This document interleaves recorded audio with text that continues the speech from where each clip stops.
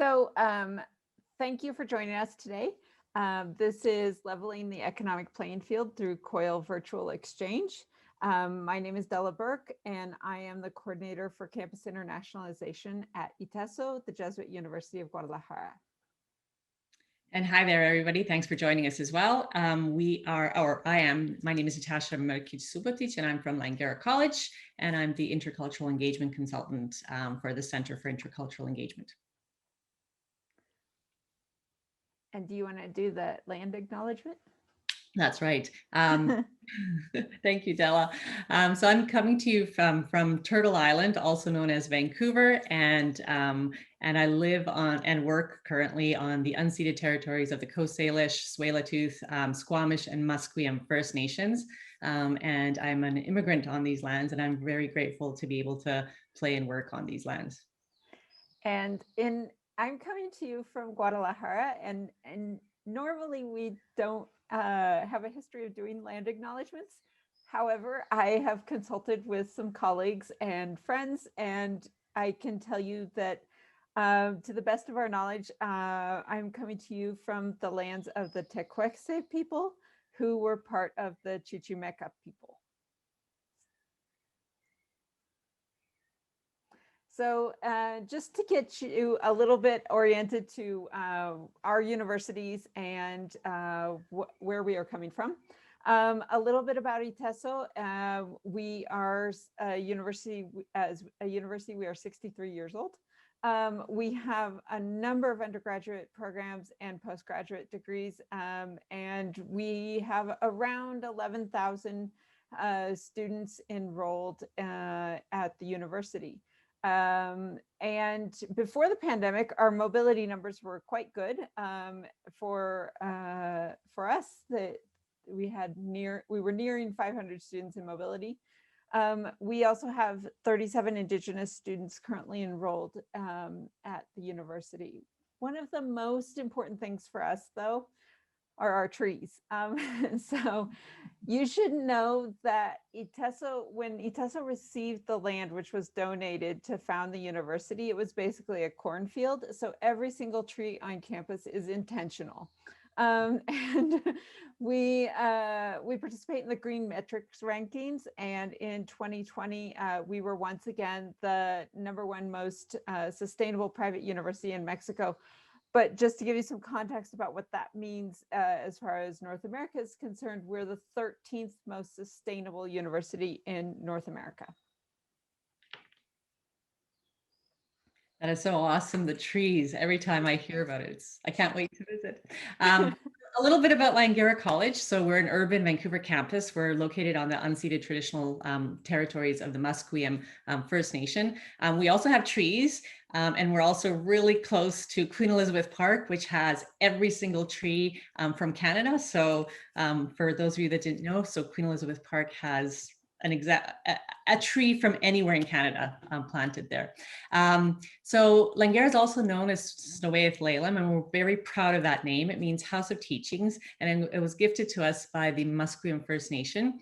Our institution prior to the pandemic had 21,000 plus students annually. And we have university, career, continuing studies programs, and we're basically a pathways institution. So you come to us to, upgrade, you come to us straight from high school, you come to us to prepare for a career, and we help move you along to wherever you want to go next. A couple of years ago, probably 3 or 4 years ago, we embarked on an internationalization strategy. So together, the entire college got together, and it was a 2-year process to create our internationalization strategy. And it's built upon 4 pillars. So the first one is student success and development, support for employees, an intercultural dimension, and global citizenship. So what we're going to be talking about today in regards to COIL and virtual exchange fits 3 and 4, but it also fits 1 and 2. So it kind of fits all 4 pillars of our internationalization strategy, with a major focus on 3 and 4. So we do this through the newly created Center for Intercultural Engagement. We have a phenomenal team that has been together for, well, it'll be 2 years in September. So, and we're now an integral part of both Langara College and Langara Global. Why COIL-V? So COIL Virtual Exchange. It's not just a buzzword, it's a phenomenal educational tool. So basically, we at Langara started thinking about COIL prior to the pandemic. So we were lucky we started thinking about COIL in 2018, 17, 18, brought in a consultant to teach us. So why COIL? Because we wanted to have our students working with students from around the world and working on applied issues, real issues. So we wanted them working directly with each other on academic projects. We also wanted, to boost intercultural learning and increase international collaboration between faculty and students. And then, of course, our goal was also to make things a little bit more equal and equitable so that all students in our classrooms would have the opportunity to engage with somebody from somewhere around the world. So traditionally, as most people know, or some may not know, less than 3% of Canadian students go out and engage in global international opportunities. So this was the way to bring international and global into our classrooms, and create that curiosity, create that learning, and hopefully, have our students, our domestic students, leave and go experience all of these things and work with these people. On the right-hand side, I have a little Padlet there. I know you can't read it. The text is very, very small, but it's just an example of an introductory exercise that students might do in a COIL class. So this is where they kind of get to know each other. They talk about maybe the story of their name. They talk about their favorite food. And then, they really start establishing trusting relationships that'll help, further as they move along with their project. So like I mentioned, part of our strategy is developing global citizenships and helping students gain the skills that are required to be a global citizen. So really, it's a big part of intercultural learning and our internationalization strategy. Yeah, and one of the things that we've found is really helpful is to help support our campus, but also our partnerships. So one of the things that we did at ITESO was that we gathered best practices as much as we could, and we developed a free workshop for our professors, and they are able to invite their international partners. So we have the ability to sort of teach our professors how to use this methodology, but at the same time invite in our collaborators, and they are able to take advantage of this free workshop as well. Yeah, and which is fantastic. We do something similar. We also offer workshops for our faculty and their partners. In every term, we have a set of 5 workshops that the joint partners come in together, and it basically supports the faculty partners in developing their COIL project and their first collaboration. We also, because this is part of our wider internationalization strategy, during these workshops and as pre or post professional development for faculty and staff, we also have an INTZ 5000, which is a course on intercultural. We have 2IQ Square, which is a course that is integrated into the workshops for our faculty and partners. So they take that course together. They learn about intercultural sensitivity. They learn, different tools and techniques and examples that they can later on implement into their classroom. So there is an intercultural component weaved in, an intercultural learning weaved in every stage of our workshop and support to faculty and students. Yeah, and talking about professional development, one of the things that we have planned at ITESO, which we have not yet been able to implement, is a faculty exchange program. And so once we are able to launch that program safely, it will allow professors to apply for a 1-week faculty bilateral exchange with a partner. And they will be able to go for a week to the foreign university. The foreign professor will come to ITESO for 1 week. And within the structure of that program, there is language that designates that professors who have worked with COIL and our other faculty international collaboration project, the International Summer Program, will have preference in the selection process. So Yeah. we hope that that will be a draw for them to build on those relationships. Yeah, and that's definitely something that we're looking forward to at our institution is being able to send. So our students will go through a COIL course and then being able to send the faculty member and the students to ITESO so they can actually engage in a physical outbound mobility experience. So Yeah. So just a little bit about what we are doing as far as COIL is concerned. I told Natasha that this is the slide that gives me a panic attack. Um, we started tracking COIL in the winter semester or spring semester of 2020. So we started to look at who was already doing this. We found a couple of professors who were engaging in COIL activities. Sometimes they didn't know what it was called, but they had a friend who taught a class in another university and they had the students do projects together. So we had about 2 or 3 of those that we found. We started a campaign to get professors knowledgeable about this possibility, about methodology. And so in the August semester of 2020, we had probably about 7 groups that were working with COIL. We implemented in that same semester our first workshops for professors so that we could get them knowledgeable about COIL. And then in the first semester of 2021, we had about 18 or 19 groups with COIL. Our August semester coming up, we are projected to reach above 40 courses with COIL components. We can't keep growing at this rate, but that's what it is right now. So off to the side, you can see the countries that we are collaborating with. And the countries that we have the most COIL collaboration with are Argentina, Colombia, and Ecuador. Obviously, there are a few things that are facilitating that, but we also have a wide variety of collaborations in a number of different regions and countries. yeah, that's fantastic. So just a few to zoom in on a couple of our COIL collaborations.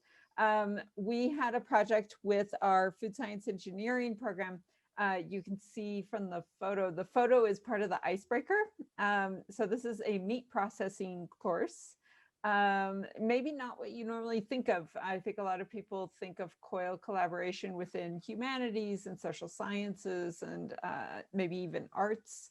But we've found a lot of success with engineering. So our food science engineering course on meat processing had an icebreaker, which was take a photo of yourself with your favorite meat product. So here we have a photo from the professor, and she is standing next to a giant chicharron. So this is definitely a meat product that is recognizable in Mexico. It is fried pig skin. And so with that, she would need to explain to her Argentinian counterparts what this is, how you eat it, what she likes about it. And so it allows for them to start a dialogue. In their academic activity, they mix the students into different groups, both Mexican and Argentinian, and they assigned them 2 meat products. One was Mexican and one was Argentinian, and they had to, in a group, write out a report about the meat product. And in fact, the professors wanted them to compare and contrast as well. So they had to collaboratively work together so they could know what the other country's meat product that they were assigned was about. And they could also be similar. So for example, in Argentina, there's chorizo, and in Mexico, there's chorizo, but they are different kinds of sausages. So they could discuss and compare and contrast those kinds of things within the course. And that collaboration is ongoing. And the other one is from a community development and education course, and we collaborated with our colleagues in Ecuador there. I'll read out the translation of the student reflection for those of you who don't speak Spanish. So the student says, without a doubt, this experience with people from another culture working on the same project was enriching because it was not just one more homework or a final project. The fact of connecting with people with whom I did not share my culture was enriching. I really enjoyed getting to know about their country, in addition to understanding how they think. I think that without a doubt, this has given me a different way of seeing the communities, especially the indigenous communities, such as the ones in Mexico or Ecuador. So these are obviously highlights, and I wanted to just show you just a little bit of what the collaboration could look like. We're having a wide variety of academic projects in Iteso and in a number of places where we didn't necessarily think at the beginning that there would be a lot of interesting collaboration. So this has really been a pleasant surprise for us.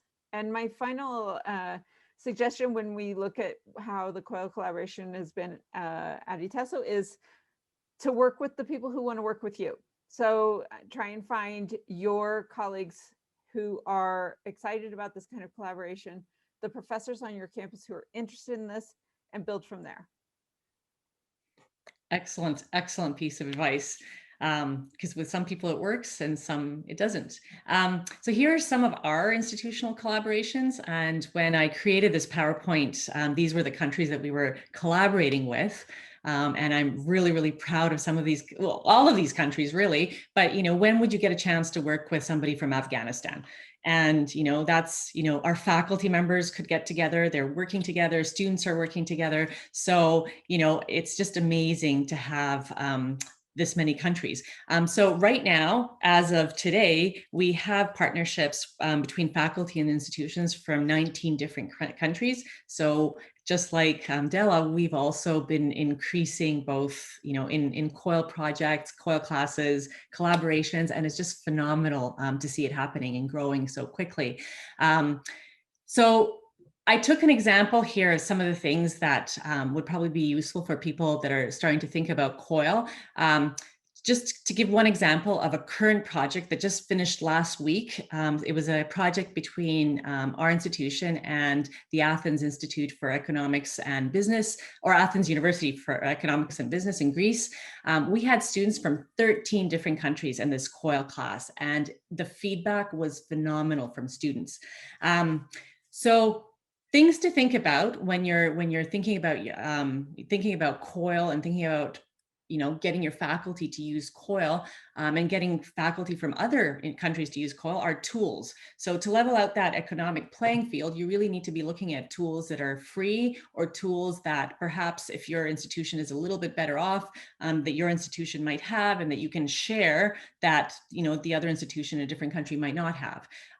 So free technology that was used in this particular class, Wix websites. So the faculty members created the entire course outline, assignment, all of the information, the groups in a Wix website page, and then gave the option to students whether they wanted to use Wix as a final presentation, final work, or wikis. So most of the students in this particular class chose Wix, and their projects were amazing. So that's where they did most of their works. That's where they had their instructions. They used Facebook groups to get to know each other. So, one of the professors created a Facebook group and asked the students to post their favorite songs. So all the students posted favorite songs in there. And of course, there was tons of discussion around the songs, and they ended up creating a Spotify playlist that they used within their presentations, etc. To communicate within their groups and one-on-one, they used WhatsApp and Viber, again, free tools, and they used Google Docs for information sharing. From Langara, so we use Padlet. We have subscriptions to Padlet and Brightspace. So for the faculty, we used Brightspace. We invited all of our, the international faculty members into Brightspace, where we have content, where we have that 2IQ square that I was talking about. And then Padlet, for the introductions. So how we see COIL is really as a stepping stone. So at Langara, we see COIL as, okay, we're going to give you a taste of intercultural, what it's like working with people from different cultures, what it's like problem solving. We want to get you excited. We want you to have fun. It'll be hard work too, but we want this to be a stepping stone for further collaborations and more deeper relationships and more equitable outcomes and partnerships. So that's kind of how we see COIL. It's really a stepping stone to everything that comes next. So when we're talking about eliminating the economic playing field, we're not talking about the money. This is so important because it eliminates a lot of the first conversations that we have in partnerships. So, the balance of students and who's paying tuition where and what professors are getting compensated for what. So this just takes that whole conversation and sets it aside. And it really does, once you've stopped talking about the money as the first level of the conversation, you proceed to a much more equitable partnership. So it might be, for example, that Langara can offer a certain kind of platform that they have a subscription for, and our students and professors can participate in that within the COIL part of their course. But it also could be that we offer them the training within our workshop, for example. And so we start to have more equitable exchange of knowledge, which is, I think, really, really important for partnerships and for healthy partnerships. Another thing that I was really, really pleased to hear Andrew Gordon talk about this morning is language advantage or disadvantage. So once we pass the economic part of this, we can talk about different inequalities. So we can start talking about, like, what language are we speaking in, and who's speaking in their mother tongue and who is not, and where can we try to perhaps level out the power imbalance due to non-native English speakers, for example, collaborating with English-speaking students. And this is something to take into consideration. So it's not something that we have to say, like, no, we can't do this because our students are going to be speaking English as a second language and yours are going to be speaking English as their first language. But it is a conversation to be had. And in that sense, we can then start working on, like, where to shift power imbalances, which becomes a much more interesting and enriching conversation. And another thing that we think is really important to highlight is within the Sustainable Development Goals, quality education is goal number 4. And we have a few targets that you can see really specifically looking at COIL collaboration. For example, skills for work, and we see this all the time. So students are going to need to be able to figure out how to work in multidisciplinary teams across different time zones. I mean, they've got a lot of this skill from the pandemic, but going forward, like, these kinds of skills about online problem solving, different going across different languages and cultures, these are the skills that they're going to need for the jobs of the future. And another is, the sustainable development and global citizenship. And we can see that COIL fits really, really well with this because it is a sustainable practice. Nobody's getting on an airplane to do COIL. It's not a requirement, at least. And our students do get meaningful guided interactions with foreign students. And that is really important for us. Yeah, and just to add before you move on, so Yeah. COIL does emphasize SDG number 4, but once faculty members get together and once they start talking about their projects, most of these projects, class projects, they actually touch on more than one SDG. So you have students working on real global issues, and Exactly. it's Yeah. Thanks, Natasha. no worries. So yes, like I said, real global meaningful issues. So it's real, and faculty get excited, students get excited. It's not textbook examples, it's real issues. So on the left, I know this slide is a little bit busy, but I wanted to give you 3 different examples. So on the left, we have an example of faculty learning objectives. So each faculty will come together. Let's say we have 2 faculty members, 2 different classes coming together. Sometimes there can be more. And each of them has their own course, their own learning objectives, their own assignments. So you don't, as a faculty member, you don't mark everything, you mark your own students, right? Work. So this is an example of the learning objectives that were created for one of the classes. So all the 6 of the learning objectives were regular learning objectives that would exist within the course, and number 5 and 6 were added learning objectives. So because of this COIL project, they inserted, the evidence of intercultural and global work skills. They inserted incorporating the UN SDGs is a bonus. So there was a lot of discussion during that project on these things. So it was another outcome of the course.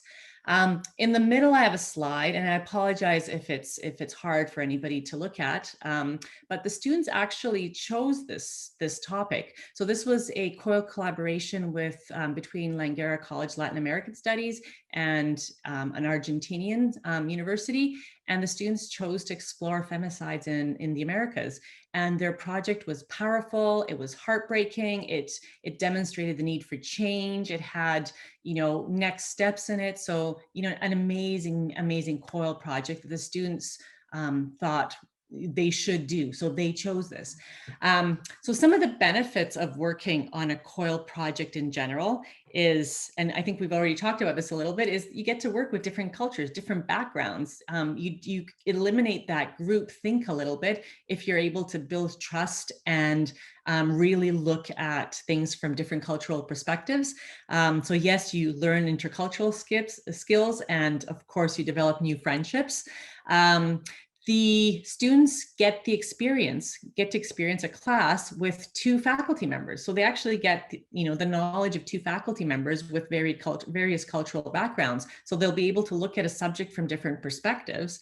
And of course, it's an applied global experience that the student can add to their resume. And use it to do other projects. They usually keep in touch with the students. For faculty, I just want to say this was one of our unexpected outcomes. Is usually the COIL projects led to something else, or they're leading to something else. So if there's a good matchmaking and they've had a great time, things that have been next steps for our faculty are they've written book chapters, they've engaged in research or are engaging in research. They're doing conferences together. So just today we had a conference in Kenya where 2 of our faculty were presenting with Technological University Dublin. So they're going to be at IVEC. So they're everywhere. So basically faculty are taking, these COIL projects and pursuing their goals as well. Next one, please. So usually, and my apologies to all administrators, I'm completely on your side as well. And usually what tends to happen is MOUs are signed at the higher level. Sometimes they work, sometimes they don't work, right? Sometimes you have one thing that's taking place, and then when that one thing ends, nothing else happens. The advantages of COIL virtual exchange is the elimination of hierarchy. So, it starts from the bottom up. The faculty members are the drivers, so they'll continue pursuing projects together post COIL, which is amazing. And I don't know if anybody's maybe seen Malcolm Gladwell's Adobe presentation recently. So he was talking about, he had a thought-provoking piece on the post-pandemic world and how the world will be a better place. And he was saying that we're going to be choosing networks over hierarchies, which is very true in the case of COIL, because faculty members get together and they're driving this change. They're driving a different type of learning. So for us, as COIL coordinators, again, we need to matchmake faculty a little bit, and sometimes that doesn't work precisely, but the faculty develop their own learning outcomes. They talk about things that are course specific. So time difference, how are they going to work? When are they going to meet? Whether it's going to be synchronous, asynchronous, terms are different all around the world as well. So those course specifics and learning outcomes are things that the 2 faculty members agree on once we matchmake them. So they usually do this in these workshops that we provide. Yeah. So, and just to get a little bit more specific about our relationship, so Langara and Iteso, we sort of knew of each other. We both belonged to Conahec, but there wasn't anything really going on. Like it was one of those relationships where we say hi in the hallways kind of thing. We weren't even starting. Yeah. And so in September of 2020, the Ministry of Innovation, Science and Technology of Jalisco and the Consulate of Canada in Guadalajara put together this meeting and B2B meetings. And Natasha and our professors started talking about possibilities for COIL collaboration. And our professors were invited to the Langara workshop. And so we had 4 professors who were identified as partners in the fall 2020 going into the spring or winter 2021. When we talk about language, Natasha and I had a conversation about what semester is winter and what semester is spring. But yeah, and so for the January term, we had then 2 professors who have completed, or 2 teams that completed COIL activities. We have 1 team that's in planning stages, and we had 1 team that didn't work out. Yeah. And that's, I think, also important to really highlight, because it's not a failure. We had 2 professors who came together, started talking, and realized that this was not the collaboration that was best for them. We've acquired more information.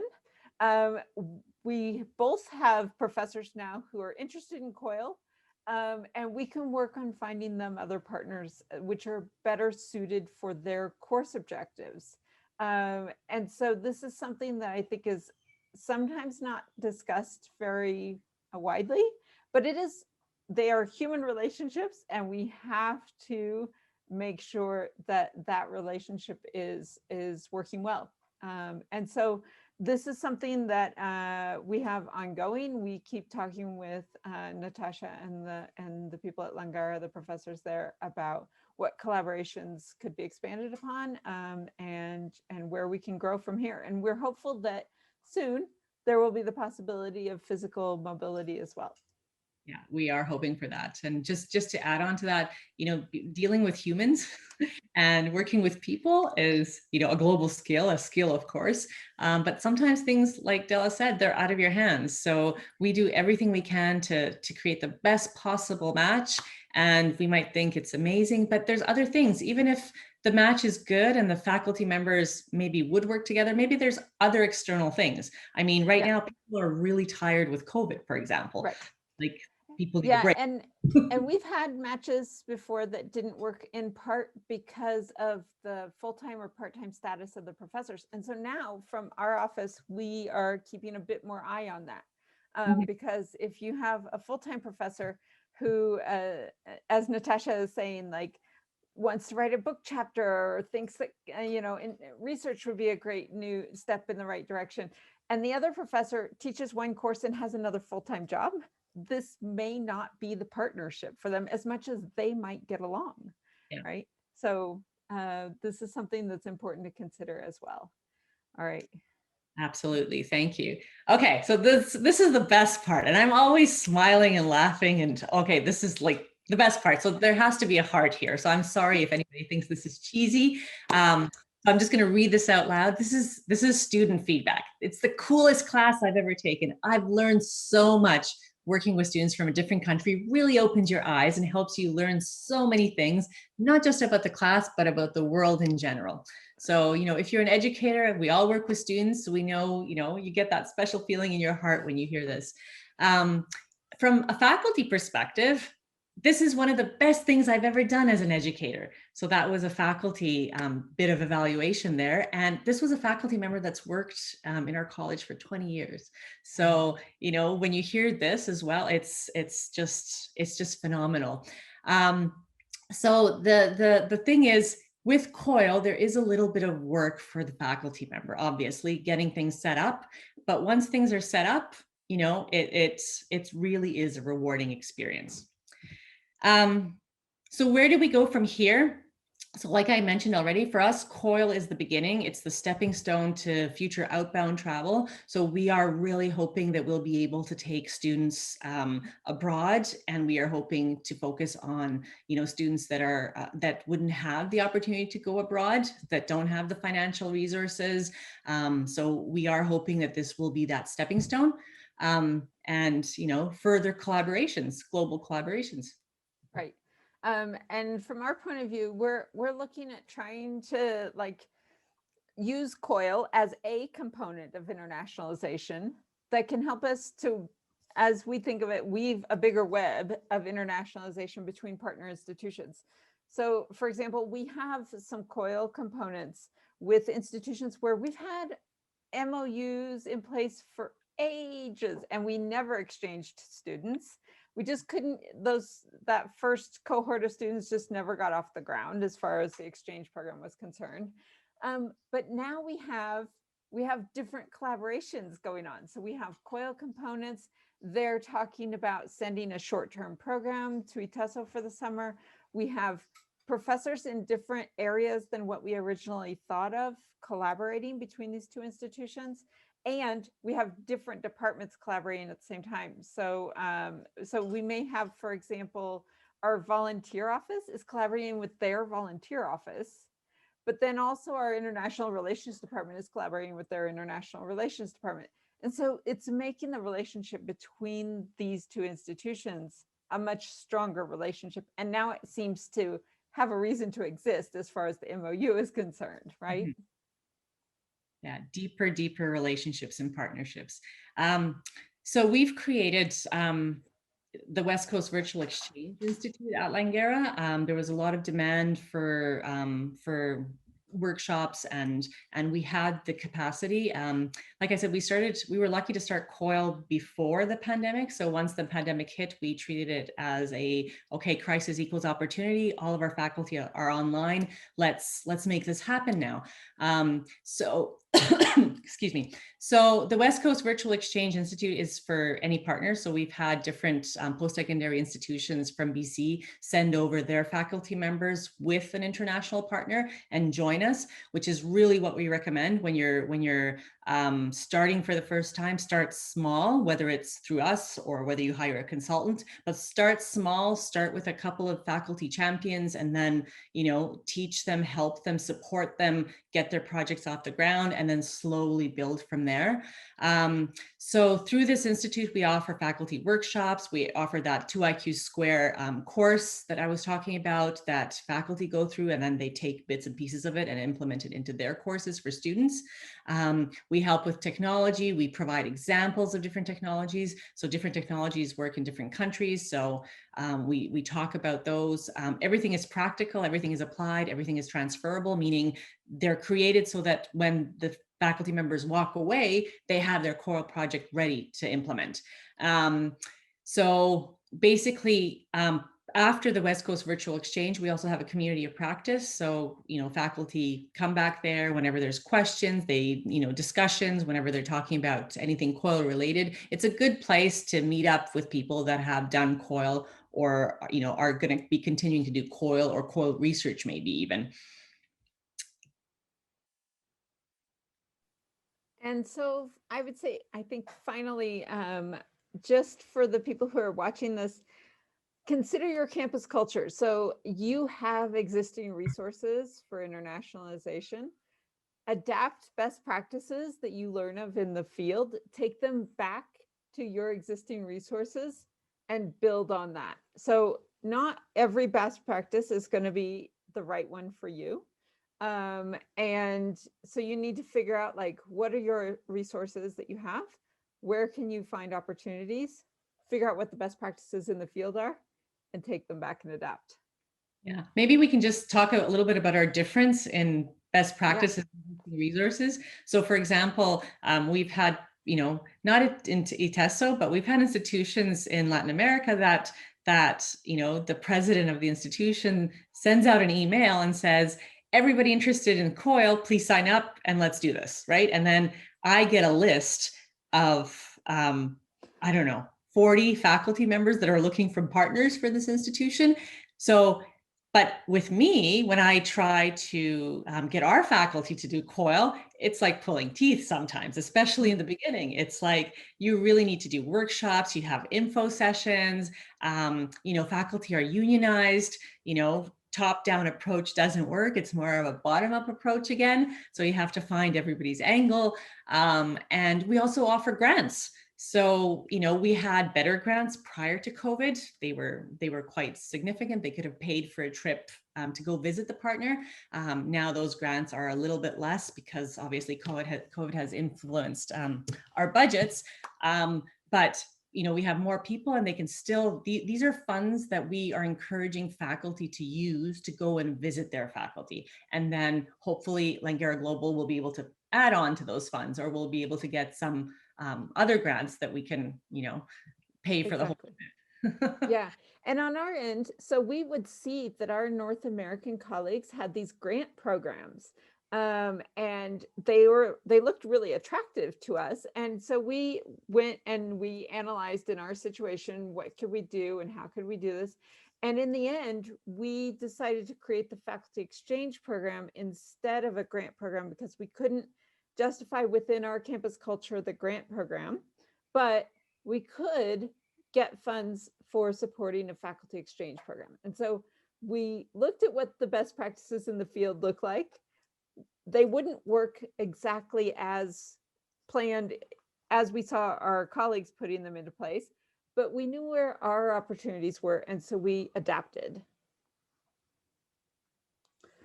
And that's really it. So this is our contact information. I'm sure that you can find us in the conference website as well. And we would be happy to answer any questions that you have. So I'm gonna stop sharing. All right, so I haven't been able to see the chat, Natasha. There's a few of them in the chat, and I don't see them. Oh, here we go. There we go. There was a few of them in the chat. Technology tools. Technology tools. Hold on. Okay, so I think that perhaps you should talk to Ada's question about technology tools, because the compliance obligations you have in BC are going to be different from Mexico. They are different. So thanks. Really, really great question. So when we started doing COIL back in the day, we had the support of our ed tech department, educational technology department, which we do not have now because they've been swamped with COVID related things. So initially, any tool that we proposed, there was privacy issues. You can't use this, you can't use that. But what we've found since everybody's been online, we've just been using it, and we have not been slapped yet. So I am assuming that at some point we might get slapped. We do tell students, we have some guidelines though for professors and for students. So no sharing of personal information, use your first name, don't even use your full name. They do share images. So that's, we try to tell students don't share too many images. But if you want to get a collaboration going, there are, it's hard to look at our privacy rules because, depending on the country, certain things are used and certain things aren't used. So it's really the two faculty members get together and then they see what technology one has access to really, and what other technology the other has access to, and then they kind of agree on it. So yeah, so we don't really have any rules around that right now. And I hope nobody from my ed tech department is listening right now. Okay, so there is a question in the Q&A about what struggles did your students face and how did institutions help them overcome? Touching on language differences, language barriers, or cultural differences. So I can speak to the language differences, and in part, this is, building on our resources, right? So ITESO has an English language requirement for graduation, and that English language requirement must be fulfilled by the time a student has completed 70% of their undergraduate program. So we have told professors that if they're teaching an upper level undergraduate course, that they could do a COIL component in English, even if the course is not offered in English. And that is because their students will have had to prove their completion of the English language requirement. On the other hand, we have had proposals for collaboration where we're looking at a course that's taught in English somewhere, and the partnering course or the proposal for the partnering course is a second semester, third semester course at ITESO. And there we have a few tools that we look at whether or not they will work. So we've looked at making sure that there's more than one group of the course. So if a student cannot collaborate in English, that they can choose a different group that doesn't have COIL, which is a little bit sad for us, but it needs to be on offer. If the student can't understand the collaboration, then it's not really an effective COIL. So we've looked at multiple groups, some having COIL and some not. We've looked at different ways in which we can pair students up. And so there are different ways of doing it. And we've also looked at like focusing on having COIL at the lower level undergraduate courses in Spanish and focusing on having them in the upper level courses in English. And that's just something that we've looked into. If you have multiple groups of the same course, then sometimes you can communicate to students before their registration, like this one's going to have collaboration in English. And then you will have students who either choose it because it's going to have collaboration in English or avoid it because it's going to have collaboration in English. So I don't know if Natasha, if you have other tips and tricks for collaboration. Yeah, so being from Canada, our students are mostly fluent in English. So it's a lot trickier. We do seek out partnerships that are in English. And, we even have partnerships with Quebec. So, trying to get that Quebecois and BC culture difference in there too. So, yeah. Maybe I'll move on to the next question because there's a couple more questions here. There's one about class sizes. Did you see Yeah, that? that's what I was going to say. So sorry if it's in color. What covered? What are the optimal class sizes, group sizes for COIL? What's the biggest number of students that Langara Testo each has brought to a COIL project? So ours is probably about 35, which is our CAPS class size. But we've had, for example, this partnership in Greece, the professor had 700 students. So talk about an undergraduate class. He had 700 students. So when the two professors were communicating and talking about what they were going to do, the person with the larger class size basically chooses students. So we'll either put out a call to students to have the same size. So for us, it's really been top 35 and 35 and under. Okay. So we've had, I don't think we've had a course at ITESO that's that large. Our courses are normally somewhere around 20, so it could be 15 to 25 students. But we have had these collaborations with, most of the time they're large public universities in different places. So for example, we have some coming online with the University of Buenos Aires, and it's the same thing as your classes in Greece. So the professor might have 200 students.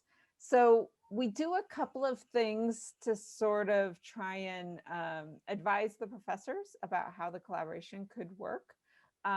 Because we did have an experience of two friends who were working together, but they didn't get any advice. And the friend of the UTESO professor was at a public university in Colombia, and it ended up being like 100 students in Colombia to 15 students in ITESO, and it really wasn't an intercultural collaboration. It was really a Colombian collaboration with a couple of Mexican students.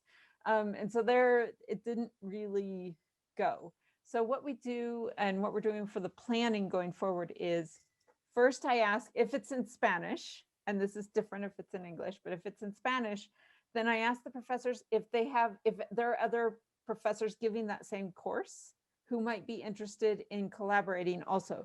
So if we could get together perhaps 3 groups instead of just 1-to-1, if we could have 3 groups in ITESO, then maybe you have 60 students to 100 students. And that might be a little bit easier to manage as far as the end balance goes.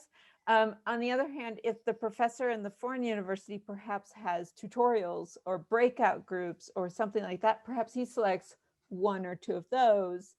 So then we can sort of start to get the numbers a little bit more even. And that's really the goal that we are looking at.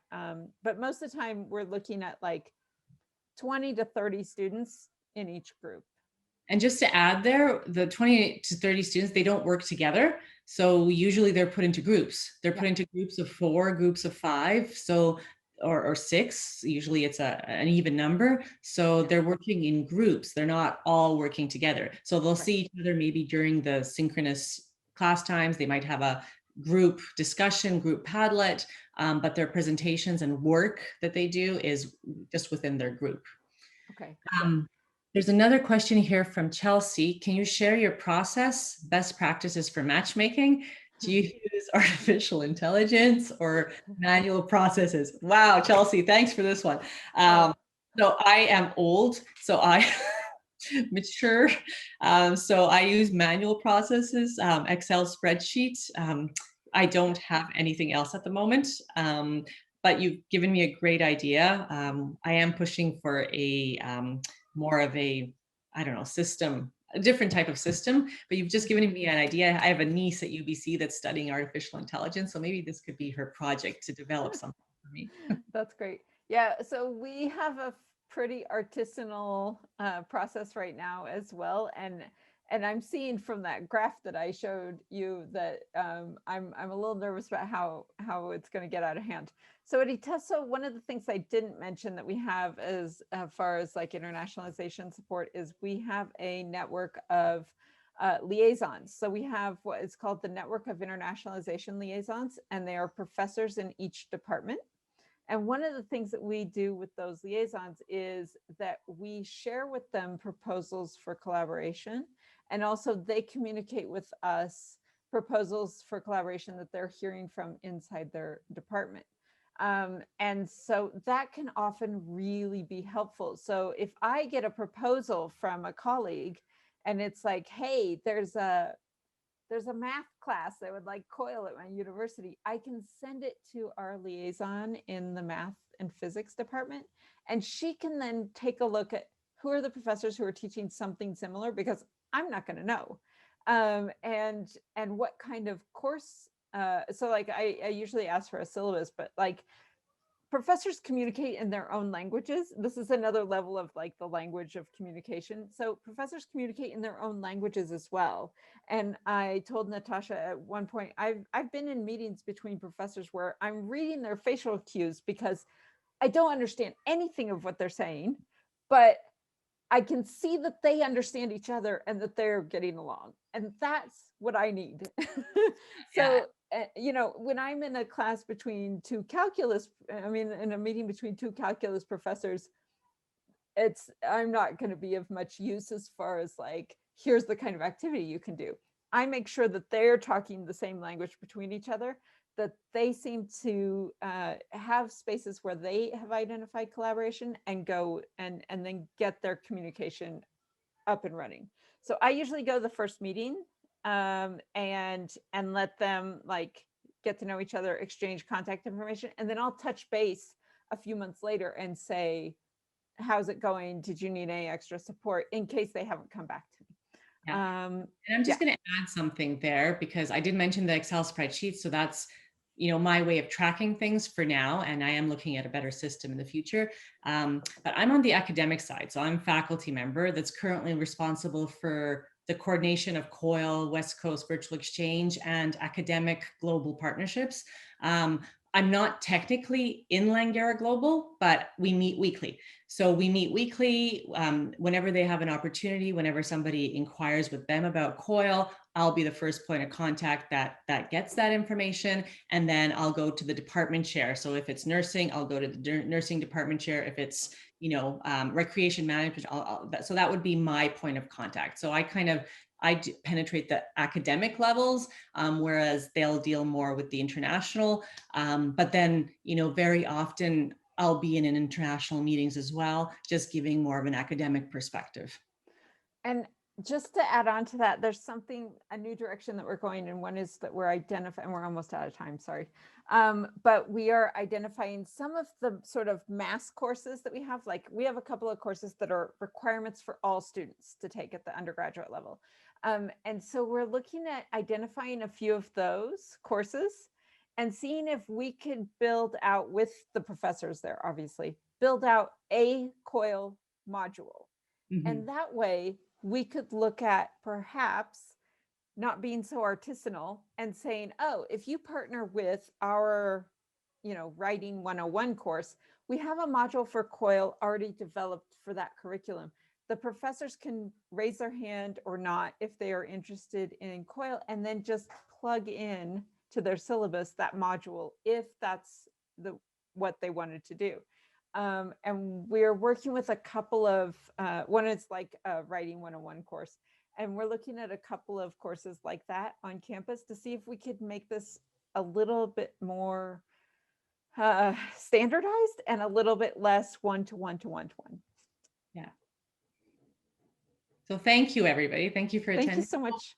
Hoping the information was useful, and feel free to contact us Exactly. for any other questions. Yeah. Yes, thank you.